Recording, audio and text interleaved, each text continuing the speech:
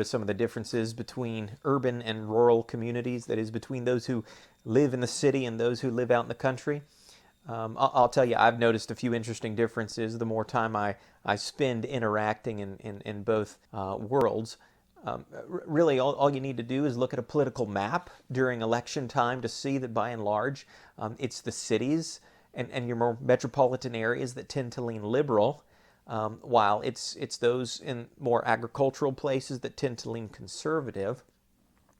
Or the fact that city life is typically known for its more fast-paced, on-the-go approach, while those out in the country are known for taking things at a slower pace, and having the kind of attitude that, it's a good thing to put down roots and to put down roots early.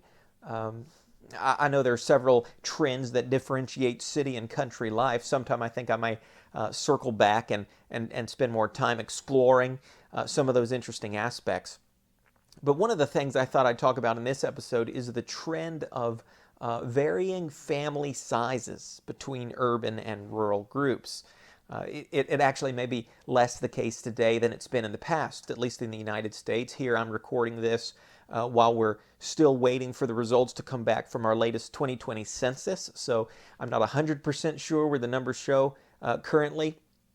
But traditionally speaking, farmers and those in your rural community have had more members per household than those in the city on average. Obviously, this point is based on statistics and doesn't reflect every family situation. Not everyone in the country has a large family, just as it's true that not everyone who lives in the city has a small family, but proportionally and historically, the stereotype has been true. There was a report put out several years ago by the United Nations that was tracking these numbers, not just in the United States, but around the world. The report stated, quote, "Agrarian societies have typically been characterized by high fertility. Broadly speaking, urban residence is associated with lower fertility and smaller household sizes. A recent United Nations report listed more than 100 countries and territories for which distributions of households by size were available.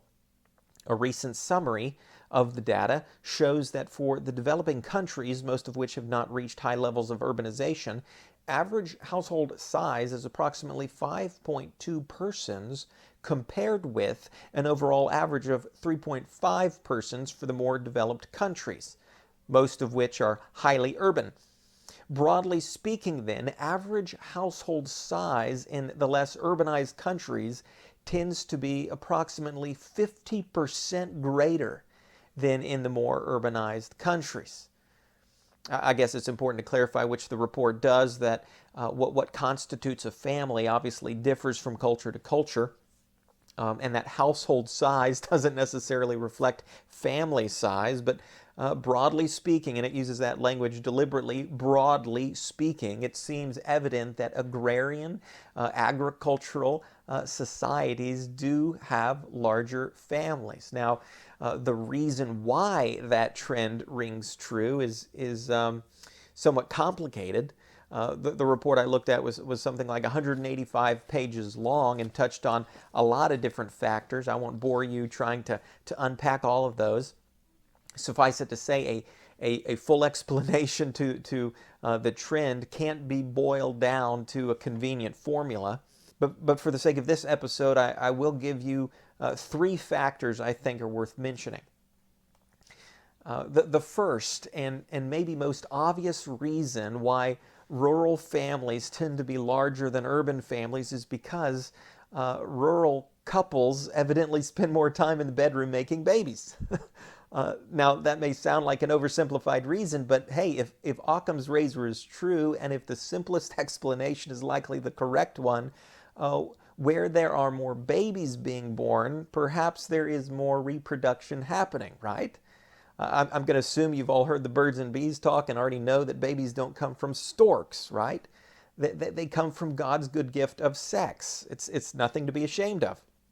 It's simply the nature of God's design, and evidently it's true in more ways than one that those in the country are more in tune with nature than those in the city.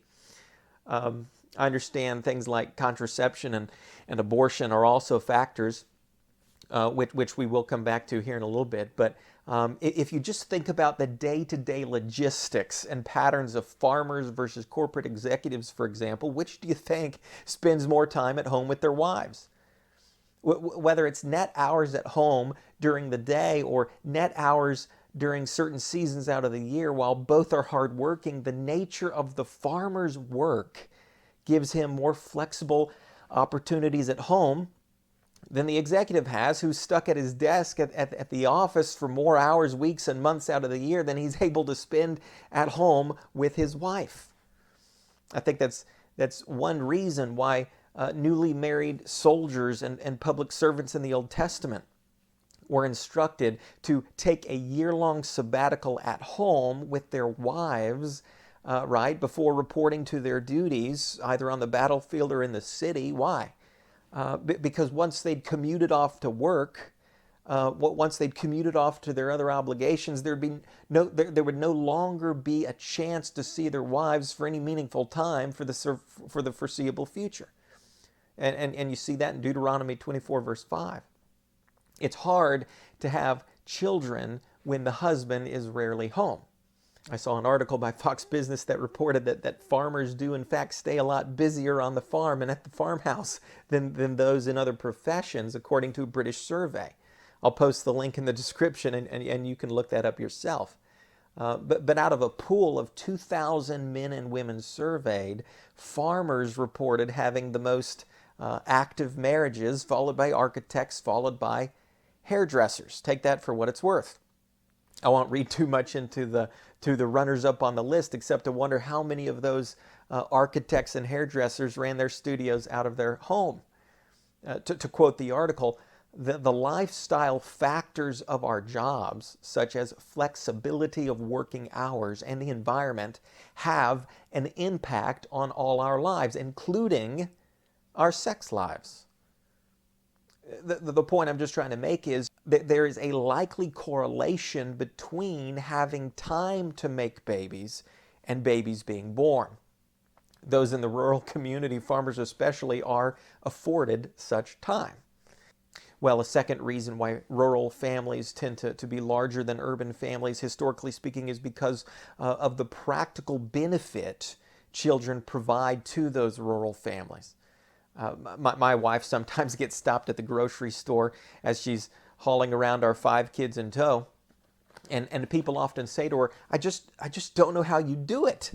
I don't know how you do it. We stopped at 2 kids because 2 kids were enough to drive us crazy. How in the world do you manage 5? Actually, we know families with 7 or 8 kids, so to us 5 doesn't even seem like a lot, but the questions still come. And obviously, at the produce aisle at the grocery store isn't the best place to explain the logistics of how large families work. So my wife usually just smiles and places the bananas in her cart and moves along.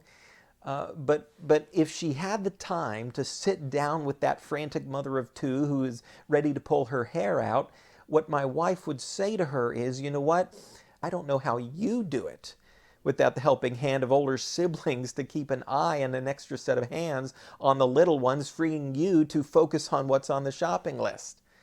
The truth of the matter is, in many ways, larger families are easier to manage than smaller families, especially smaller families that still have younger children, because of the help older siblings provide in larger families, not just keeping an eye on the younger brothers or sisters, but in all aspects of family life. Whether that's mowing the yard or taking out the trash or building that shed, a capable young man helping dad, or a few capable brothers tag teaming to help dad makes all the difference. Or having a capable young woman helping mom, or a few capable sisters tag teaming helping mom prepare dinner, dusting the shelves, or lending a hand at the grocery store, again, makes all the difference. Listen, so it's been for generation after generation on the farm. If you can imagine the benefit older siblings can offer while grocery shopping, just imagine the benefit they provide in managing the garden or the barn or the market. In many ways, farm life is easier with a larger family. On a farm, an extra child isn't just another mouth to feed. He or she is another set of hands to help mom and dad produce an even greater bounty for the family to enjoy. I'll go ahead and admit to you that yes, in less productive contexts, when an impoverished family has more kids than they're able to take care of, requiring the taxpayer and the welfare state to fit the bill, of course, children can be viewed as a burden and viewed as a drain. But in a productive context, the opposite is true. Rather than being a drain, children become an asset. Rather than being consumers depleting society's food supply, children become contributors helping to fill them. It also used to be true on farms when households were multi-generational. You know, when grandma and grandpa used to live on the property, that the more kids you had, the more stable your retirement. Why is that? Well, because there are more hands on deck to share the task of caring for grandma and grandpa.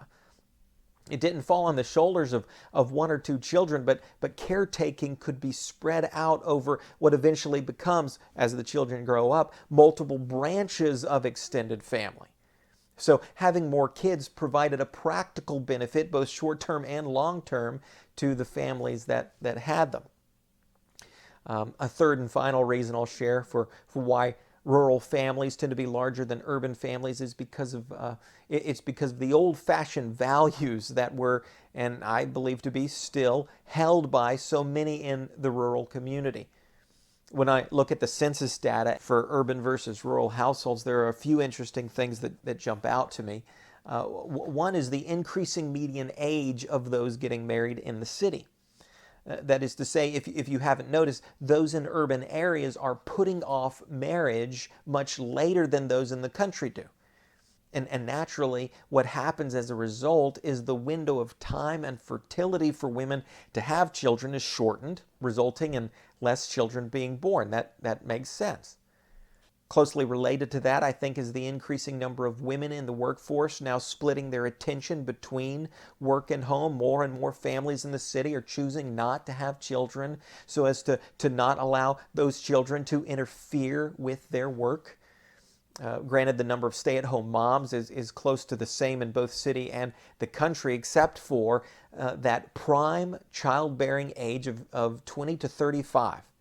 In other words, during that natural window of fertility, there are less women participating in the workforce in rural areas. No doubt that affects the number of children being born. Not only that, but I mentioned earlier that contraception and abortion are also likely factors.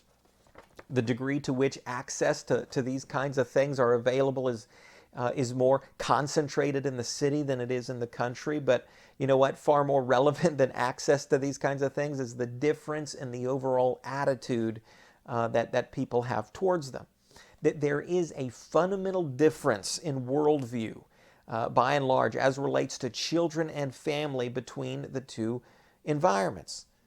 On the one hand, as I'm sure you already know, in the cities there is a widely more liberal, progressive feminist attitude that tends to place a stigma on having too many children, or on having children at inopportune times, referring to them as, quote, unwanted pregnancies. And as a result of that, there exists a societal push to prevent or outright abort, as the case may be, children from being born. On the other hand, in the rural culture, there is a widely more conservative, fundamental, faith-driven attitude that tends to embrace the gift of children in whatever time and quantity God chooses to give them. Not only that, but the entire idea of aborting a pregnancy is believed to be murder for most conservatives, which I wholeheartedly agree with. While the idea of preventing a pregnancy by contraception is just as contrary to nature to many other conservatives. Such fundamental differences in worldview, understandably, have a huge effect on the size of families.